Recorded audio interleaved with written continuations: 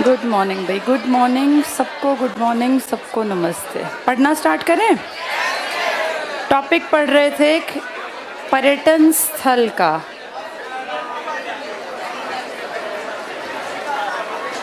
क्या हरियाणा में सरकार ने टूरिज्म पे काम बहुत बढ़िया कर लिया? नहीं किया। हमारे यहाँ कोई घूमने ही नहीं आता। अपने हरियाणा में कोई भी विदेशी नहीं आता घूमने टारगेट बना के। ये सारे विदेशी कहाँ जाते हैं? या तो दिल्ली या यूपी या साउथ इंडिया या कश्मीर। कारण कश्मीर तो अपनी ब्यूटी के कारण, साउथ इंडिया के पुराना इतिहास में बहुत पुराने मंदिर, टेम्पल्स, अजंता, एलोरा, मदुरई के आसपास, ऊटक मंडलम, ऊटी। दिल्ली राजधानी रहा तो बहुत पुराने मॉन्यूमेंट्स हैं, बिल्डिंग्स हैं। यूपी अपनी खूबसूरत आगरा के ताजमहल, सिकंदरा का मकबरा और इस तरह की बहुत सारी चीज़ें। विदेशियों का टारगेट इंडिया में ये देखना है। इस लिस्ट में हरियाणा बहुत पीछे खड़ा है और इसका कारण हम खुद हैं। अगर देखें तो हम एक बहुत रिच इतिहास को बिलोंग करते हैं, पर हमारी सरकार ने कभी हरियाणा को उस हिसाब से आगे बढ़ने का मौका ही नहीं दिया। हम देश में ढेरों यूनेस्को की साइट्स देखते हैं, तो यूनेस्को की साइट्स पहले आप काम करते हैं तभी तो यूनेस्को वाले आपके ऊपर ध्यान देते हैं। आपने किसी बढ़िया साइट पे काम ही नहीं किया भी है तो चलता फिरता सा काम किया है जो कि नोटिस में नहीं आया। अगर देखें हरियाणा के इतिहास को तो वैदिक काल से लेके, इनफैक्ट वैदिक से पहले आपके यहाँ सबसे पुराना स्थल, पुराने की अगर बात करूं, सबसे पुराना बताना। अगर मैंने हड़प्पा लिखा तो उससे पुराना फिर सीसवाल है। हड़प्पा से पुराना सीसवाल, लेकिन हड़प्पा अगर मैंने लिखा तो सबसे पुराना राखीगढ़ी नहीं, राखीगढ़ी तो बाद में, बनावली बहुत बाद में। सबसे पुराना कहें तो ओल्डेस्ट में नहीं, भिरडाना।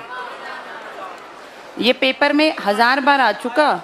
ये ओल्डेस्ट साइट है हड़प्पा की, सबसे पुरानी साइट।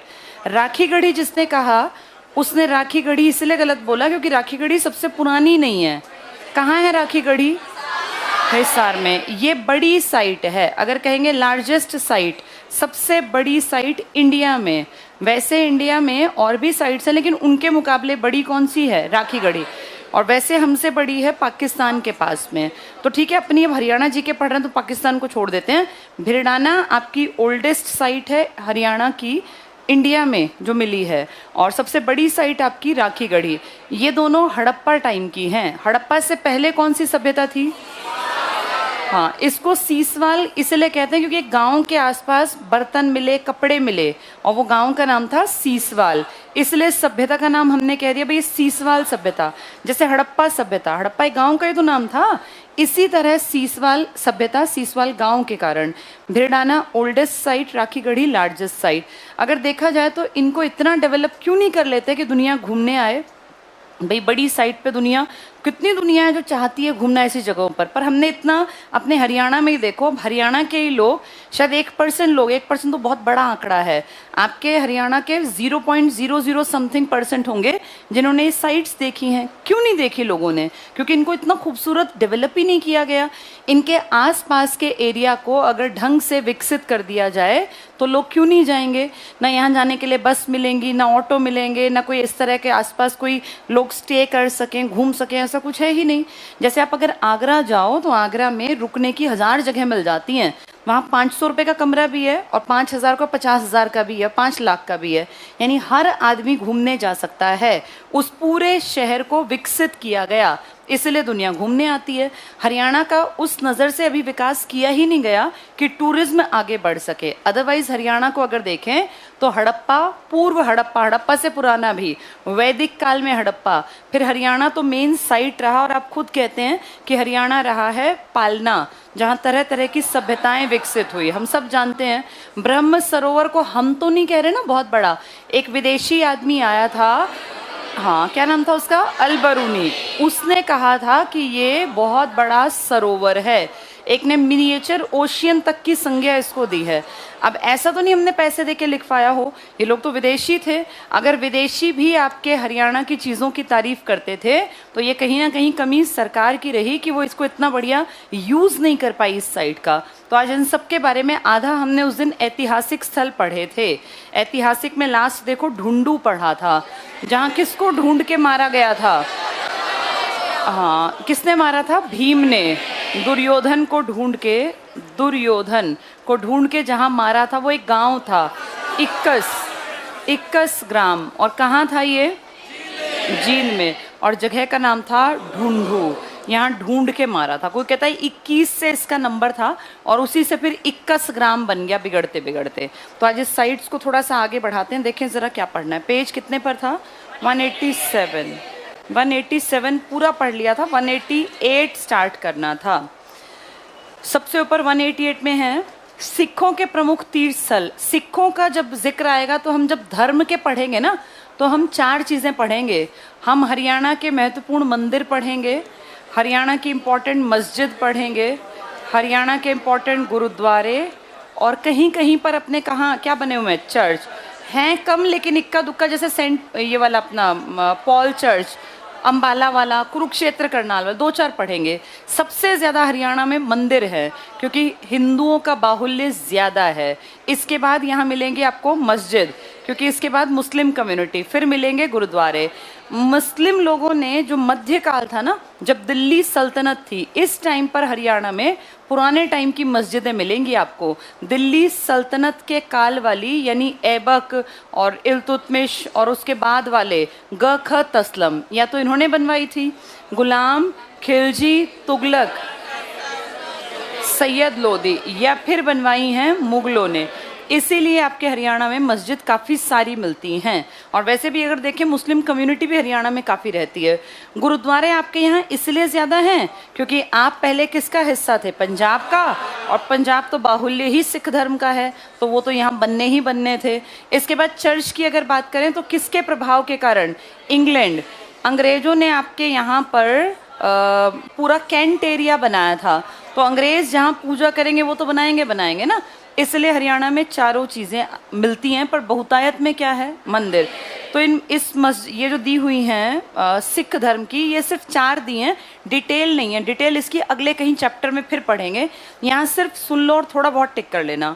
पहला लिखा है धमताना साहिब, धमताना जींद में पड़ेगा, और इसकी खासियत है ये गुरु तेग बहादुर 9वें गुरु के लिए बनाया गया था। ये टिक कर लो। नरवाना जींद में है। 9वां गुरु टिक कर लो, गुरु तेग बहादुर जी, जो शहीदी देने कहाँ गए थे? दिल्ली। और किसने इनका धर्म परिवर्तन कराने की कोशिश की थी? औरंगजेब ने पुरजोर कोशिश की कि ये अपना धर्म बदल लें, और धर्म बदल के किस में चले जाएं? इस्लाम में, क्योंकि इनके पीछे हज़ारों लाखों लोग इनके श्रद्धालु थे। अगर ये धर्म बदलते वो सब भी धर्म बदल लेते ना। लेकिन औरंगज़ेब की कितनी ही कोशिश की इसने, 9वें गुरु ने, गुरु तेग बहादुर जी ने अपना धर्म बदलने से साफ मना कर दिया, और उसी गुस्से में आके इनका सर कलम करवा दिया दिल्ली में।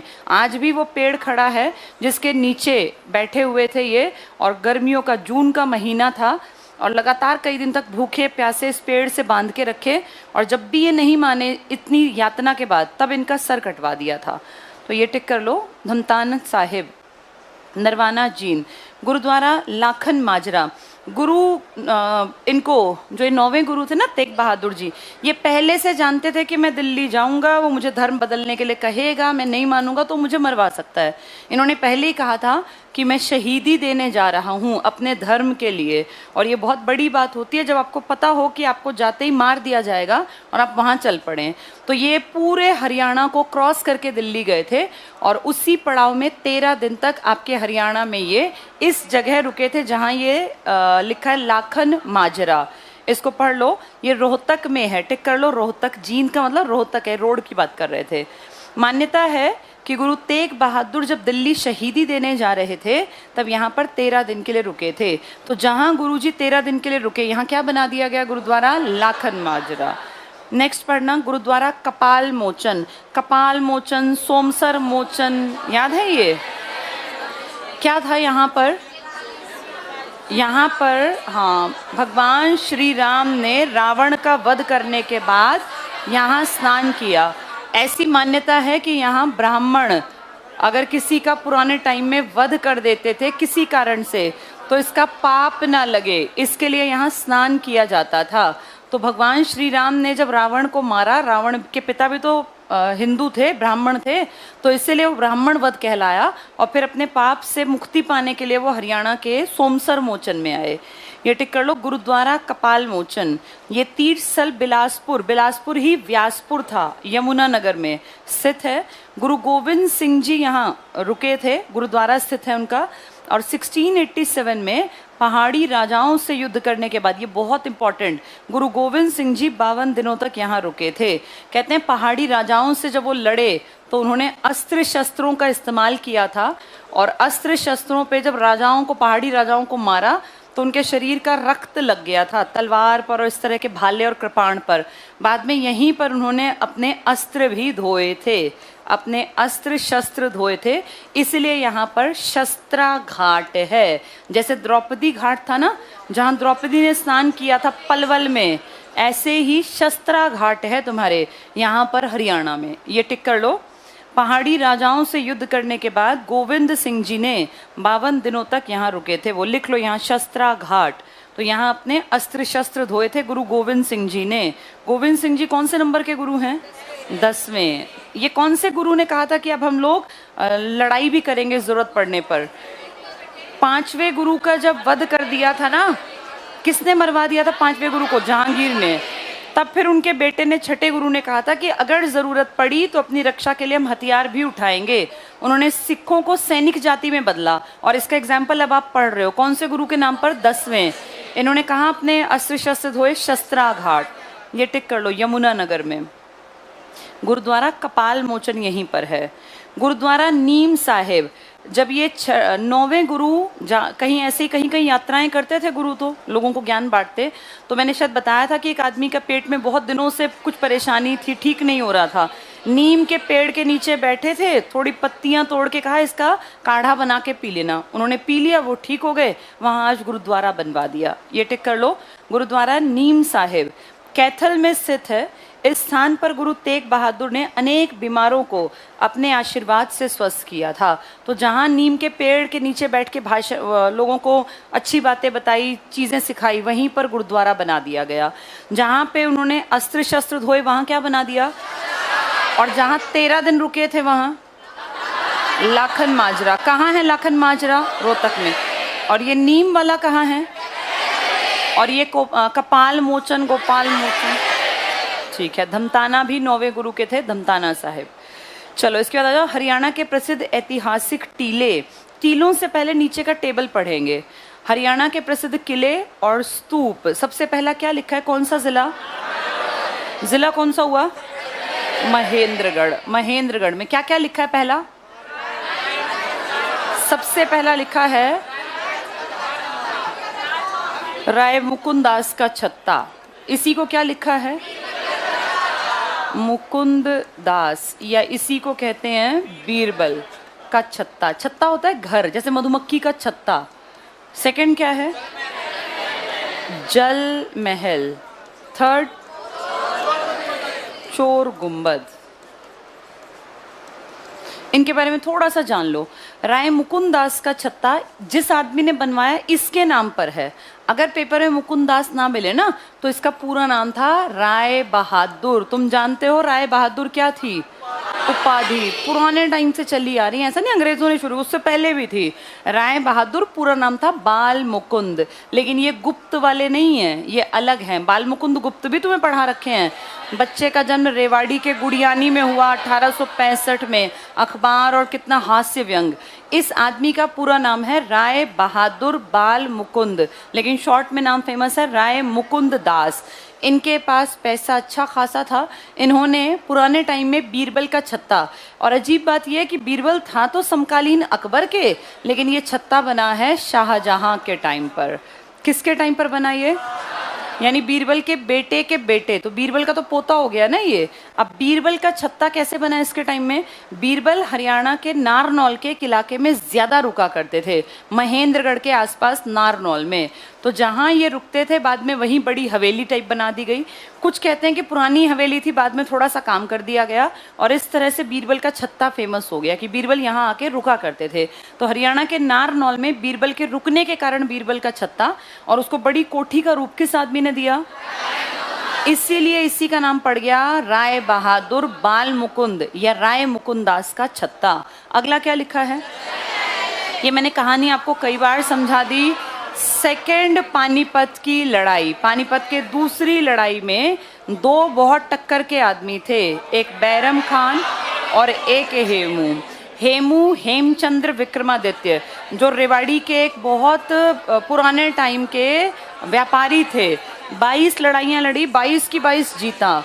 ये काम करता था पहले कभी हुमायूं की टक्कर में एक तगड़ा शेरशाह सूरी, उसके अंडर, उसके बेटे के अंडर ये सेनापति था। अब यहाँ जाके बैरम खां और हेमू लड़ रहे हैं दिल्ली की गद्दी के लिए। हेमू हेमचंद्र विक्रमादित्य 1 महीने से दिल्ली की गद्दी पर बैठा है और बैरम खां को लगता है कि ये उस काबिल नहीं है कि ये भारत को संभाले और मैं अपने राजा को इसका मालिकाना हक दिलाऊंगा। इसके पीछे कौन खड़ा है? अकबर, जो अभी सिर्फ 14 साल का है, क्योंकि अकबर का बर्थ ईयर है 1542 और अभी 1556 में पानीपत की दूसरी लड़ाई चल रही है। तो 1556 में 14 साल का ये लड़का, इसके आगे बैरम खां। बैरम खां जब हेमू से लड़ा तो हेमू को उस हाथी के हौद से गिराने का काम किसने किया था? शाह कुली खान ने। ये शाह कुली खान हरियाणा में एक एरिया की तरफ काम करता था। इसको लगा मुझे मदद करनी चाहिए, नाम से पहचानो खान, तो इसको महसूस हुआ कि मुझे किसकी मदद करनी चाहिए? हाँ, इसकी, बैरम खान की। तो इसने बैरम खान की मदद के चक्कर में हेमू को नुकसान पहुंचाया और हेमू का वो नुकसान किसका फायदा बन गया? बैरम खान। और बैरम खान ने इसका सर काट दिया वहीं मैदान में, जिसके चलते ये हुआ कि अब अगला राजपाट दिल्ली पर किसका चलेगा? अकबर। तो खुशी में बड़ा काम किया। जीत का एक बड़ा कारण ये आदमी था, इसको एक बड़ी प्रॉपर्टी का मालिक बना दिया और कहा यहाँ जितने खेत हैं, जितना इलाका है, इन सबका टैक्स तू रख। इस तरह देखते देखते इसके पास पैसा आने का बड़ा साधन बन गया और इसी साधन में इसने अपने यहाँ एक आर्टिफिशियल तालाब खुदवाया। ये कोई जल भरा हुआ थोड़ी था, ये जल तो इसने भरवाया, इसने खुदवाया और इसके बीच में इसने अपना एक इस तरह का, जैसा तुम्हारी किताब के सबसे बाहर फ्रंट पेज पर पिक्चर है ना, वो जल महल की है। देखो जरा सबसे पहले पेज पर ये जल महल है, पानी भरा हुआ है। इतना पानी भरा नहीं होता, ये वैसे बस पिक्चर्स में ही है। ये किसने बनवाया था जल महल? शाह कुली खान ने। इसको प्रॉपर्टी किसने खुश होके दी थी? इसने किस युद्ध में किसकी मदद की? पानीपत की दूसरी लड़ाई में इसने बैरम खां की मदद की। किसको पकड़वाने में? और जिसको किसने मार दिया? इसलिए आपके यहाँ क्या बना फिर? जल महल। अगला नाम क्या लिखा है? एक बेचारे आदमी ने अपने जीते जी अपनी गुंबद बनवा ली कि कल को मैं मर जाऊं, कहीं मेरे लिए कोई गुंबद ना बनाए। उसने बनाई, अच्छे मन से थी, वो मर गया।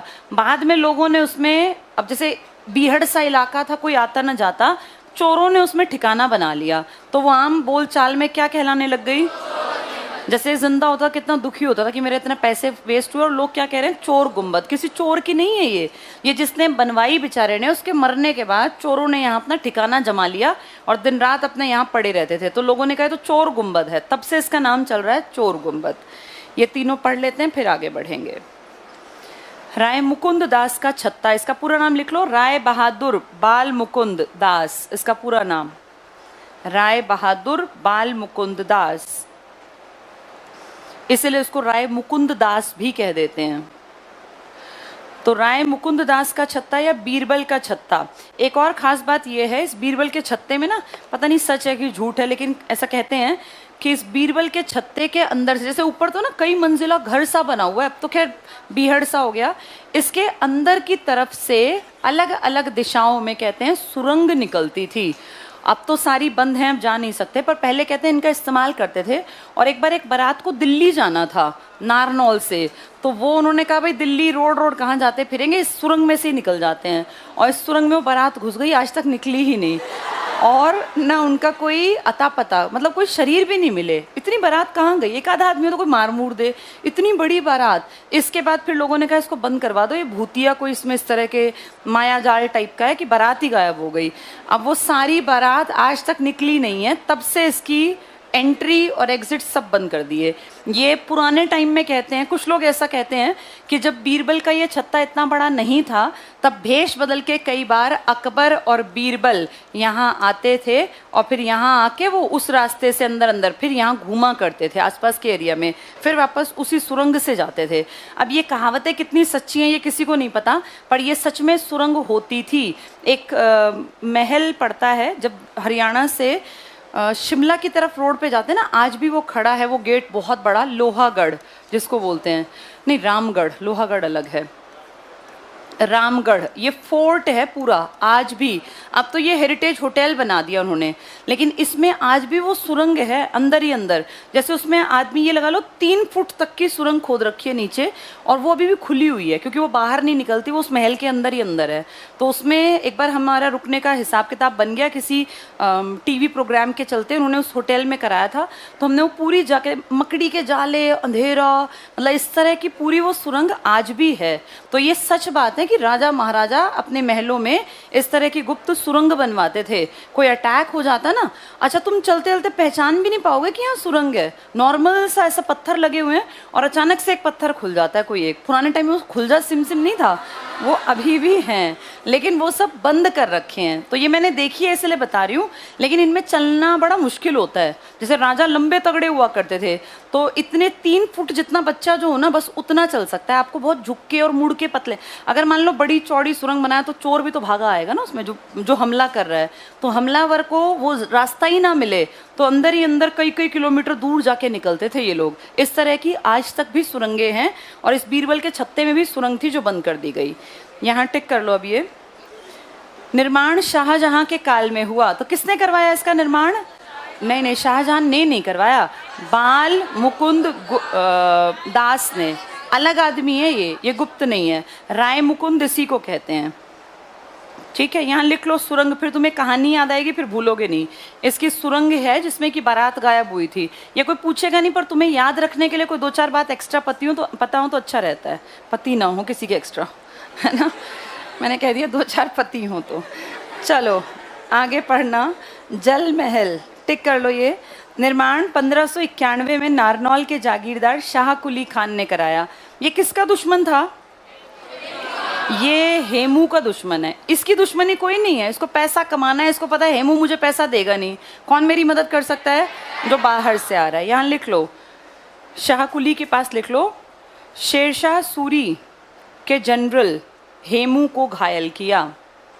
शेरशाह सूरी का जनरल मतलब सेनापति मान लें, शेरशाह सूरी उसके बाद बना था। खैर ये उसके टाइम में तो ये मैंने शायद आपको बताया हो, ये हाँ, ये क्या सप्लाई करता था उस टाइम में? बारूद के, गन पाउडर था ना, उसका सप्लाई करता था ये।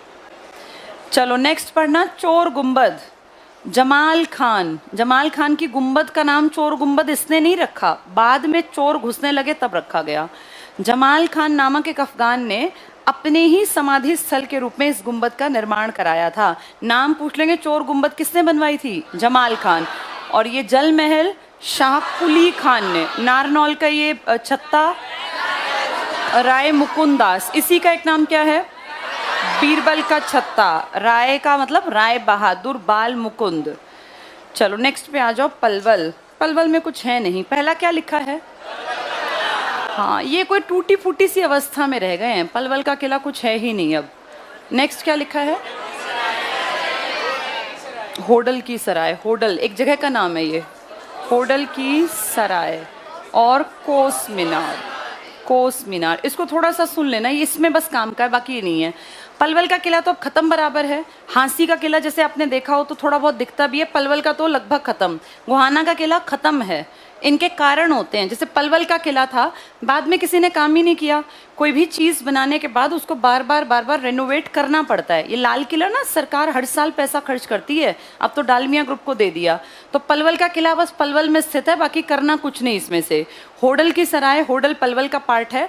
कोस मीनार थोड़ी सी इंपॉर्टेंट इसलिए है क्योंकि आपके हरियाणा में कोस मीनार एक रोड बना था पहले, जिसको आप कहते हैं GT road. GT road, grand trunk road, ये लॉर्ड ऑकलैंड ने इसको नाम दिया। उससे पहले इसका नाम हुआ करता था शेरशाह सूरी मार्ग। शेरशाह, और शेरशाह सूरी ने भी ना इससे पहले कच्चा रास्ता बनवा दिया था मौर्यों ने। जो पहला मौर्य था ना चंद्रगुप्त मौर्य, उसके टाइम में इस पे काम शुरू, क्योंकि ट्रेड तो तब भी होता होगा, व्यापार तो उसके टाइम में ये कच्चा बना। पर कच्चे मार्ग में क्या होता है, बारिश में बंद हो गया, फिर झाड़ियाँ उग गई, फिर आधा रास्ता है आधा नहीं है। तो इसको पूरा पक्का किसने करवाया था, शेरशाह सूरी।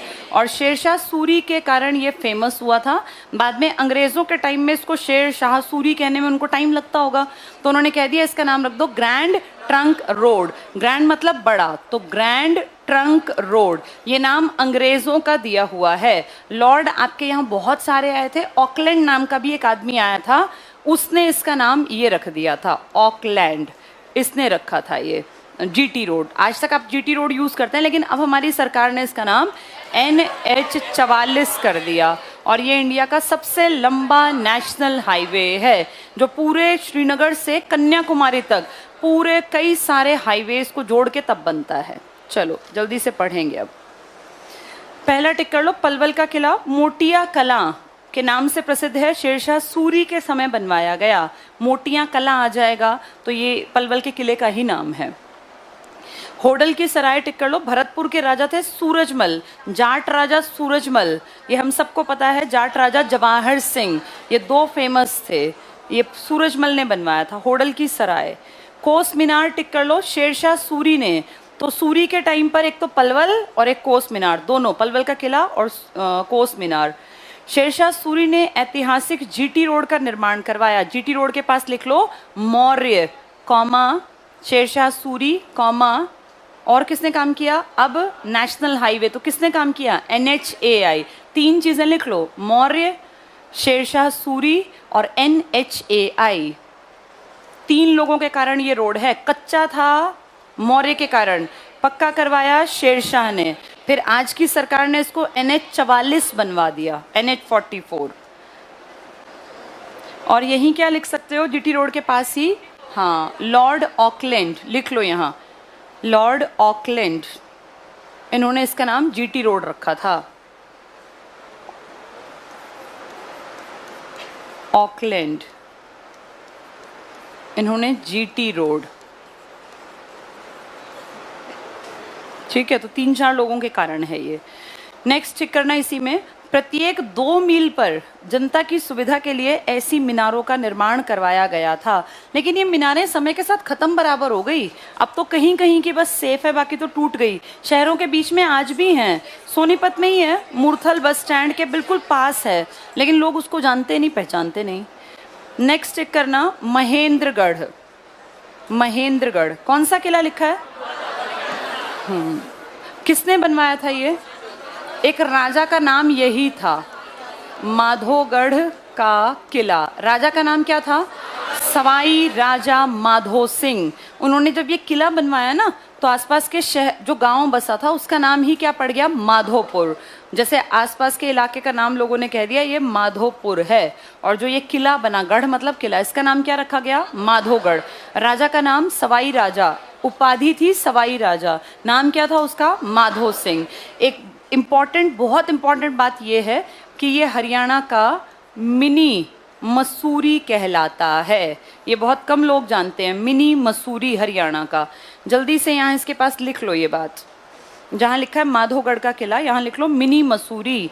जैसे आपके यहाँ हरिद्वार भी है ना, हरियाणा का हरिद्वार, हरियाणा का हरिद्वार क्या है, पांडु पिंडारा। हरियाणा का गोल्डन टेम्पल, जल महल बिल्कुल नहीं है। रानी का तालाब, हरियाणा का जल महल नहीं है, गोल्डन टेम्पल।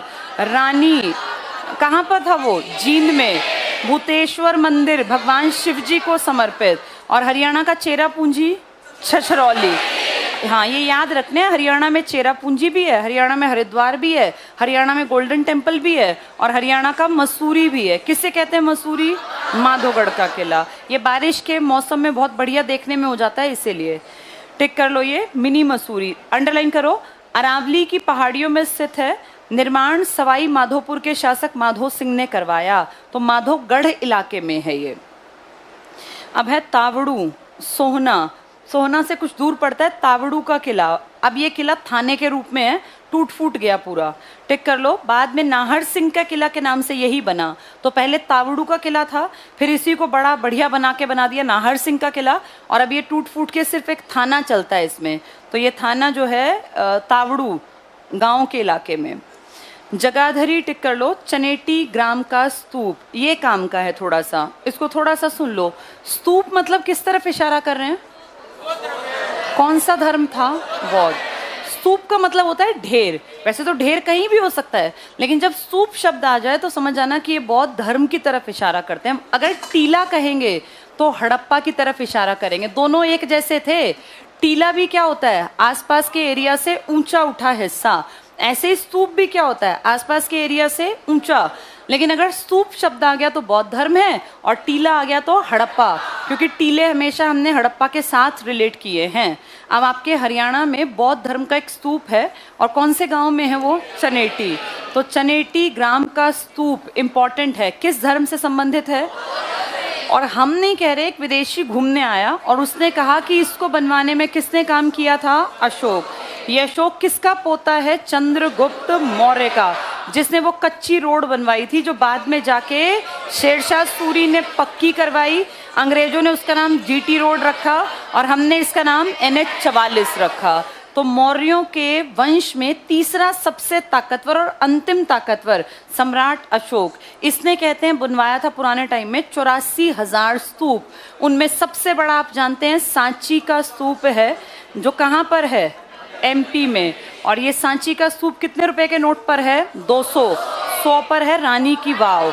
तो ये 200 रुपए का सांची, 200 रुपए के नोट पर सांची का स्तूप जो बना है, ऐसे 84,000 स्तूप हैं। ये सबसे बड़ा है। तो उन्हीं 84,000 में से बहुत सारे नष्ट हो गए। एक हरियाणा में भी है, जिसे आप क्या कहते हैं? चनेटी ग्राम का स्तूप। तो ये टिक कर लो। जगाधरी में चनेटी ग्राम का स्तूप।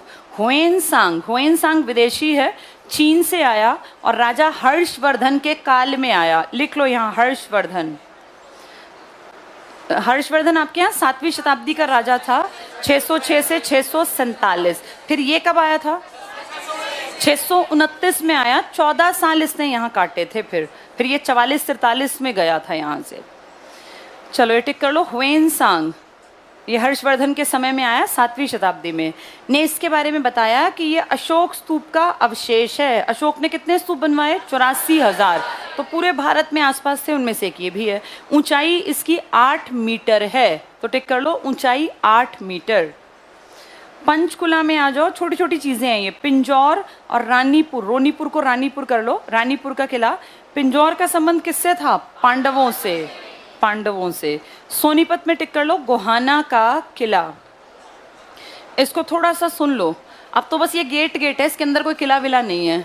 एक टाइम था, बाहर एंट्री गेट बहुत भारी भरकम, बहुत बढ़िया, और अंदर पीछे पूरा शहर बसा हुआ था। ये पृथ्वीराज चौहान, जो कि कहाँ का राजा था? अजमेर दिल्ली का, और हरियाणा तक पे जिसके राज चलता था, पृथ्वीराज चौहान, इसने बनवाया था। इसने हरियाणा के हांसी में भी काम करवाया। इसने हरियाणा के भिवानी, हांसी मतलब हिसार, हिसार में, भिवानी में और अपने सोनीपत में गोहाना का किला जिसकी हम बात कर रहे हैं। इस किले में पृथ्वीराज चौहान ने पुराने टाइम में काम किया। उसके बाद वो तो चल बसे 1192 में। अंग्रेजों ने ज़्यादा ध्यान नहीं दिया, ना बीच वाले राजाओं ने। इसके आसपास का एरिया खाली बराबर पड़ा था, टूटता फूटता गया, ख़त्म होता गया। भाई 1092 में जो राजा मर गया था, तो सोचो उसने कब बनवाया होगा ये? 1178 में वो राजा बना था। तो इतने छोटे से टेन्योर में जो राजा रहा, उसको गए हुए भी 1000 साल हो गए। तो टूटना था समय के साथ, ध्यान किसी ने दिया नहीं। 1947 में जब आपका देश आज़ाद हुआ और रेफ्यूजीज़ की एक बड़ी प्रॉब्लम आई कि कहाँ रखेंगे, पाकिस्तान से पंजाब में तो भागे थे ना लोग, पंजाब का ही तो मेन बंटवारा हुआ था, एक पंजाब आपके पास, एक पंजाब पाकिस्तान। तो आपके यहाँ से लोग उधर भाग रहे थे और वहाँ से लोग इधर। आपके यहाँ से लोग कम इसीलिए जा रहे थे क्योंकि गांधी ने और बड़े बड़े लीडर्स ने सबको गारंटी दी कि तुम यहाँ उतने ही सेफ हो जितने हिंदू, लेकिन वहाँ किसी की ज़बान से ये बात नहीं निकली कि तुम यहाँ सेफ हो। तो सबको लग रहा था कि अब मौत निश्चित है, जितना हो सकता है भाग जाएं। और वहाँ से भाग के फिर वो अब पंजाब की बेल्ट से भागेंगे तो पंजाब में ही तो आएंगे ना, पंजाब से भागते भागते केरल कैसे जाएं? तो पंजाब में हमारी तरफ आ गए, हमारी तरफ आ गए। और क्योंकि हम पे विश्वास करके आए तो जिम्मेदारी हमारी है इनको रखना। तो हमने हांसी के किले जैसे कई इलाकों में इन रेफ्यूजीज को रख लिया जो पाकिस्तान से भाग के आए थे 47 में। इसके अंदर पूरा इलाका खाली था, इनके लिए टेंट लगा दिए इस तरह से रहने रुकने के लिए। अच्छा, जो आदमी भाग के आया उसके पास कुछ होगा भी नहीं, खाली हाथ भागता है आदमी जान बचाते टाइम, तो वो यहाँ आए, यहाँ से गए ही नहीं और आज तक यहाँ कॉलोनी कटी हुई हैं। ऐसे के ऐसे लोग यहाँ रहते चले गए, पुश्तें बदलती रही, लोगों ने अपना एरिया नहीं छोड़ा और अब कोई इसको हटा भी नहीं सकता क्योंकि उनकी पुश्तैनी जागीर हो गई। तो ये इलाका आज बस बाहर एक गेट लगा हुआ है, अंदर अगर आप एंटर करेंगे तो पूरी कॉलोनी जैसे हमारी कॉलोनीज है ना, ऐसी कॉलोनीज के अंदर है। इस तरह से देखते देखते ये पूरा किला खत्म हो गया, सिर्फ एक गेट भर खड़ा हुआ है जिसको हम कहते हैं गोहाना का किला। तो रेफ्यूजीज को यहाँ हमने बसाया था। चलो पढ़ेंगे। सोनीपत, गोहना लिखा है, इसको गोहाना कर लो। गोहाना का किला पृथ्वीराज चौहान द्वारा निर्मित, यहाँ लिख लो 1947 रेफ्यूजी बसाए गए, फिर ये याद रहेगा 1947 रेफ्यूजी बसाए गए। तो वही रेफ्यूजी बाद में किस में रहने लग गए, अपनी क्या बना ली उन्होंने, कॉलोनीज। अब वो कॉलोनी है पूरी अंदर नॉर्मल जैसे हमारा शहर ऐसे है। ठीक है, अगला टिक कर लो। जींद का किला, ये गजपत सिंह है, कहीं कहीं यही गणपत सिंह लिखे हैं, इन्होंने बनाया था, इंपॉर्टेंट है ये। जींद का किला 1775 में गणपत सिंह ने जींद को जीतने के बाद इस किले का निर्माण करवाया था। सिरसा टिक कर लो, राजा सारस का किला, सिरसा के राजा सारस ने बनवाया सिरसा का किला। अगले पेज पर आ जाओ। ये कुछ बहुत इंपॉर्टेंट चीजें स्टार्ट हो गई। क्या हेडिंग लिखी है, किसकी है ये, हिसार। हिसार के बारे में थोड़ा सा सुनना पड़ेगा। क्या क्या लिखा है हिसार का? पहला फिरोज शाह का महल, दूसरा, ठीक है, पहला है फिरोज शाह का महल, दूसरे का नाम है गुजरी महल, तीसरे का खिलाड़ियों का, उसी के साथ में वहाँ एक बहुत बड़ी पार्टी बनी थी, भगत सिंह ने बनाई थी। फिरोज शाह कोटला के मैदान के पास, जिसका नाम रखा था HSRA, Hindustan socialist Republic association. ये 1928 में दिल्ली में बनाई थी, जिसका मुखिया कौन थे, खुद भगत सिंह। ये भगत सिंह ने HSRA कहाँ बनाई थी, ये दिल्ली में, कहाँ, फिरोज शाह मैदान के अंदर, फिरोज शाह का किला है यहाँ पर। ये टिक कर लो। फिरोज शाह का महल निर्माण फिरोज शाह तुगलक ने 1354 में करवाया। और गुजरी महल, इस महल का निर्माण फिरोज शाह तुगलक ने अपनी पत्नी गुजरी की याद में 1356 में करवाया। ये महल आयताकार आकृति में है। लाट की मस्जिद, ये इस मस्जिद का निर्माण फिरोज शाह तुगलक ने 1354 में करवाया। मस्जिद उसी ने बनवाई है, लेकिन वो जो लाट वहाँ लगी है ना, वो खंबा, वो किसका था, अशोक का। ये टिक कर लो। ये मस्जिद लाल बलुए पत्थर से निर्मित है और ये लाट बहुत ऊंची है। कितने फुट ऊंची, 20 फुट, लिख लो यहाँ, 20 फुट ऊंची लाट। लाट का मतलब था खंबे जैसा दिखने वाला, और ये अशोका पिलर का ही पार्ट लगता है कि वही रहा होगा। नेक्स्ट है हांसी, इसको ध्यान से सुनना, ये थोड़ा इंपॉर्टेंट है। हांसी, बोर्ड पे देखो पहले। 80 का मतलब जानते हो, 80 नहीं, 80 किला नहीं होता। 80 का मतलब होता है तलवार, संस्कृत वर्ड है ये। 80 का मतलब क्या है, तलवार। कहते हैं एक बहुत पुराने टाइम में एक किला बनवाया था तोमर वंश के अनंगपाल तोमर ने, जिसने दिल्ली बसाई थी। अनंगपाल तोमर ने एक किला बनवाया था हांसी में, और बाद